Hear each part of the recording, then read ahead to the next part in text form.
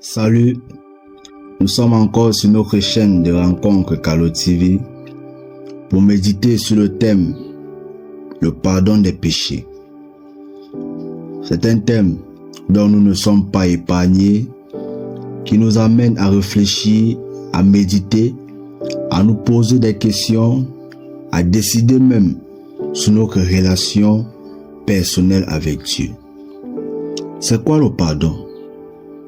Le pardon, c'est le fait de ne pas tenir rigueur d'une faute, le fait d'excuser une personne, avoir de la miséricorde, avoir les sentiments envers une personne.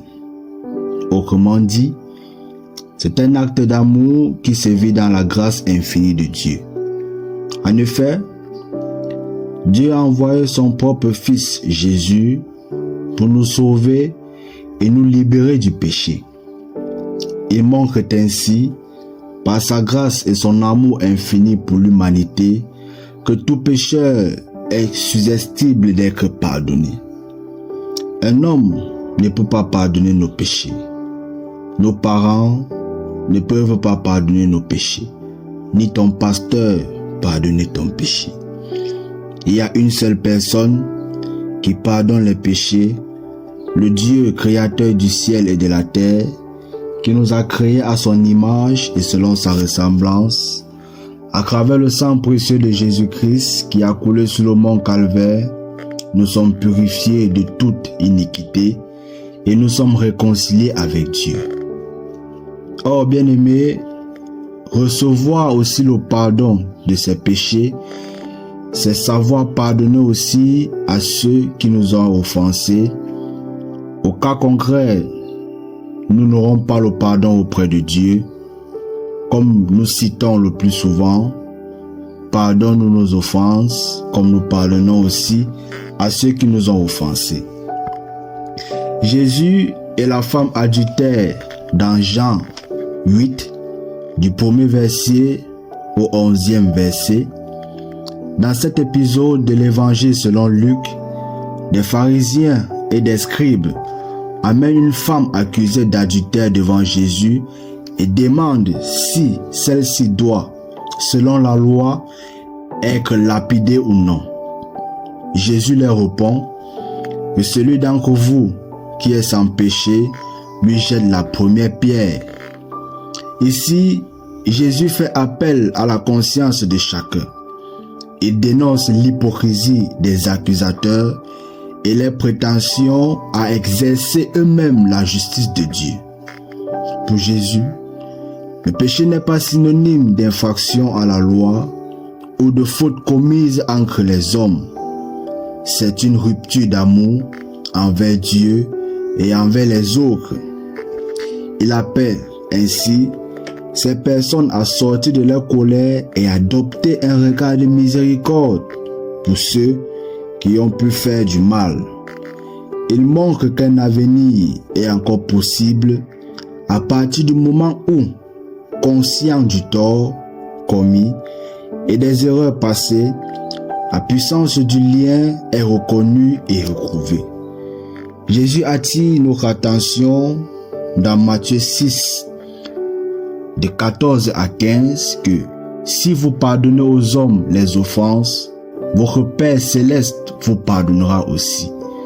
Mais si vous ne pardonnez pas aux hommes, votre Père ne vous pardonnera pas non plus vos offenses.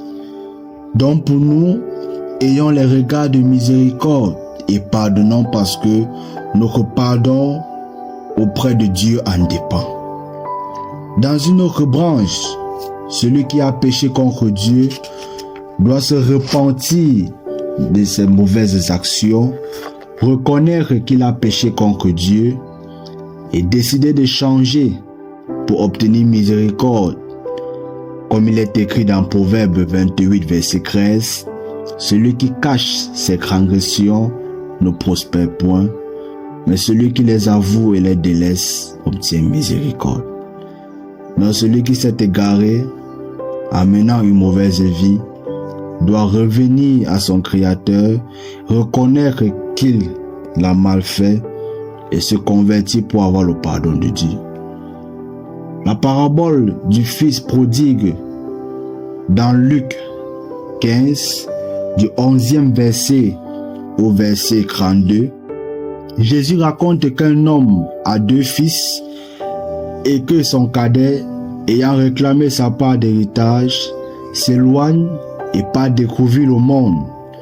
Il se retrouve vite à court d'argent et se fait embaucher auprès d'un propriétaire terrain très dur. Il se met alors à avoir des regrets et décide de retourner chez son père, conscient des torts qu'il a causés, et dit à ce dernier: mon père, j'ai péché contre Dieu et contre toi, je ne mérite plus d'être considéré comme ton fils. Mais le père, qui n'a jamais cessé de l'aimer et de l'entendre, très heureux du retour de son fils, s'exclame en disant: nous allons faire un grand festin et nous réjouir, car voici, mon fils était mort et il est revenu à la vie. Il était perdu et je l'ai retrouvé. Donc peu importe la distance, peu importe le péché que nous avons commis contre Dieu, que ce soit l'adultère, la prostitution, le vol, le mensonge, quel qu'en soit le péché, il est fidèle et juste pour nous les pardonner, puisque le pardon auprès de Dieu, afin que l'on le craigne. Il suffit de recevoir, il suffit de revenir à Dieu, reconnaître et délaisser cette mauvaise vie, ce chemin d'égarement, et par le sang de Jésus qui a coulé sur le mont Calvaire pour nos péchés, nous sommes purifiés et réconciliés avec Dieu. Le pardon, bien-aimé, peut ainsi être considéré comme un chemin qui nous ramène dans la relation à Dieu et à l'autre. Le donner ou l'obtenir suppose un élan d'amour, une reconnaissance avec humilité de son humanité dans toutes ses dimensions et recèle d'un certain pouvoir de réparation d'une relation qui a été brisée. Le pardon, qui se vit dans l'Église par le sacrement de la réconciliation, est donc une invitation à communier de nouveau avec Dieu et avec nos frères. Bien-aimés,